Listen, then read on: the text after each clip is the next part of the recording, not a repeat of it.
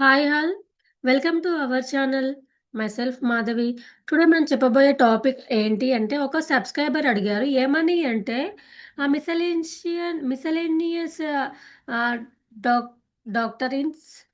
ఇందులో టాపిక్ వచ్చేసి first one doctrine of feeding the grant by estoppel గురించి చెప్పండి. తెలుగులో ఎక్స్‌ప్లెయిన్ చేయమని అడిగారు. సో, టుడే నేను తెలుగులో ఎక్స్‌ప్లెయిన్ చేయబోతున్నాను. ఏంటి అంటే ఎస్టోపెల్ ద్వారా గ్రాటును ఫీడింగ్ చేయడం గురించిన సిద్ధాంతం.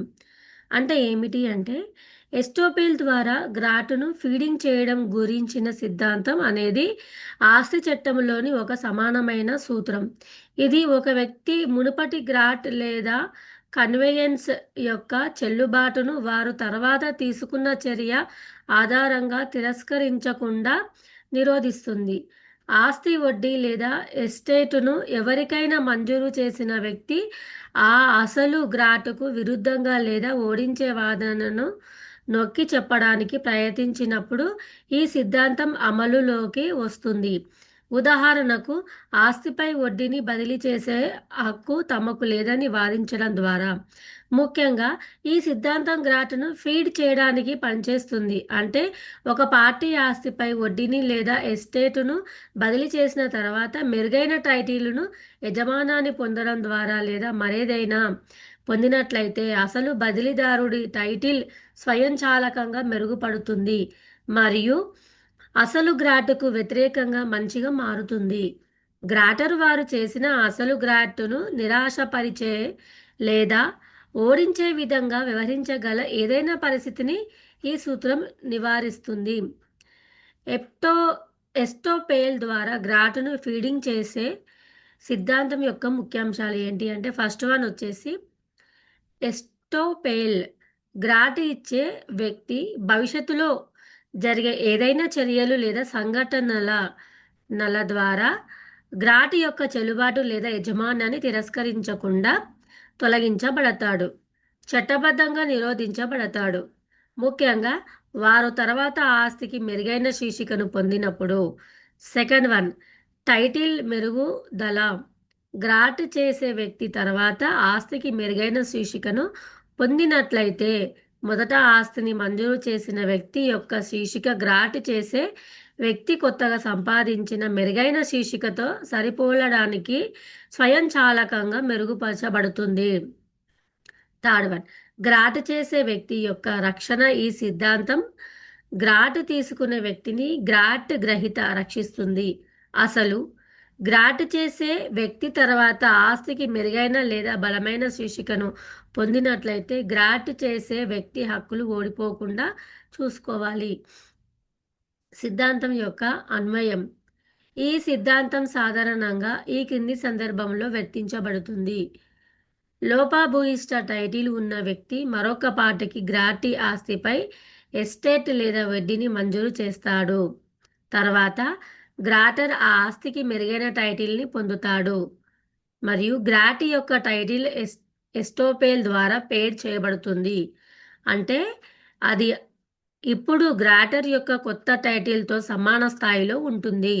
మరో మాటల్లో చెప్పాలంటే గ్రాటర్ యొక్క ఆసక్తి గ్రాటర్కు మొదట మెరుగైన టైటిల్ ఉన్నట్లే చెల్లుబాటు అవుతుంది మరియు అమలు చేయదగినదిగా మారుతుంది. సిద్ధాంతం యొక్క ఉదాహరణ. ఫస్ట్ వన్ దృష్టాంతం. ఏకి ఒక భూమి ఉంది కానీ దానికి పాక్షిక టైటిల్ మాత్రమే ఉంది. ఏ భూమిపై బి లీజును మంజూరు చేస్తుంది. తర్వాత ఏ భూమికి పూర్తి టైటిల్ పొందుతాడు. మంచి title. Dic dic doctrine of feeding the grant by estoppel ప్రకారం ప్రారంభంలో ఏ ఒక్క పాక్షిక టైటిల్ ఆధారంగా ఉన్న బీలీజ్ గ్రాట్ సమయంలో ఏకి పూర్తి టైటిల్ ఉన్నట్లుగా స్వయంచాలకంగా చెల్లుబాటు అవుతుంది మరియు అమలు చేయదగినదిగా మారుతుంది. సెకండ్ వన్ దృష్టాంతం. ఏ ఆస్తిని బికి బదిలీ చేస్తుంది కానీ బదిలీ సమయంలో ఏ ఆస్తిని కలిగి ఉండదు. తర్వాత ఏ ఆస్తి యొక్క పూర్తి యజమానాన్ని పొందుతుంది.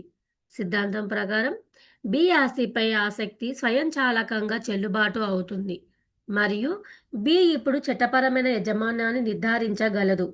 అసలు బదిలీ ఏ ద్వారా ఆసక్తి పూర్తి టైటిల్‌తో చేయబడినట్టుగా. సిద్ధాంతం యొక్క చట్టపరమైన ఆధారం. సిద్ధాంతం సమానత్వం యొక్క సూత్రం మరియు అన్యాయమైన ఫలితాలను లేదా హక్కుల తప్పుడు ఓటమిని నివారించడానికి పనిచేస్తుంది. ఇది భారతీయ చట్టంలో ప్రధానంగా రియల్ ప్రాపర్టీ లావాదేవీలలో వర్తించబడింది. భారతీయ చట్టంలో ఈ సూత్రం ఎస్టోపేలుకు సంబంధించిన కేసులు మరియు ఆస్తి బదిలీలను నియంత్రించే నియమాలలో వ్యక్తమవుతుంది. ఇది సమానమైన ఎస్టోపేల్ యొక్క సాధారణ నియమాలలో సూచించబడింది. ఇది మరొక పార్టీకి అన్యాయమైన లేదా అన్యాయమైన ఫలితానికి దారితీసే చర్యలను తీసుకోకుండా నిరోధిస్తుంది. ముఖ్యంగా ఆ పార్టీ మొదటి పార్టీ ప్రాతినిధ్యాలు లేదా చర్యలపై ఆధారపడి వ్యవహరించినప్పుడు. మినహాయింపులు.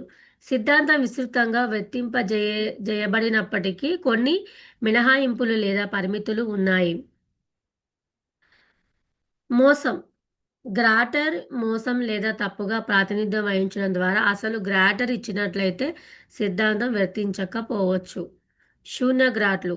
అధికారం లేకపోవడం లేదా ఏదైనా ఇతర చెల్లుబాటు అయ్యే కారణం వల్ల అసలు గ్రాట్ చెల్లకపోతే లోపాన్ని పరిష్కరించడానికి ఈ సిద్ధాంతాన్ని ఉపయోగించలేరు. ముగింపు ఏంటి అంటే ముగింపు ఏమిటి అంటే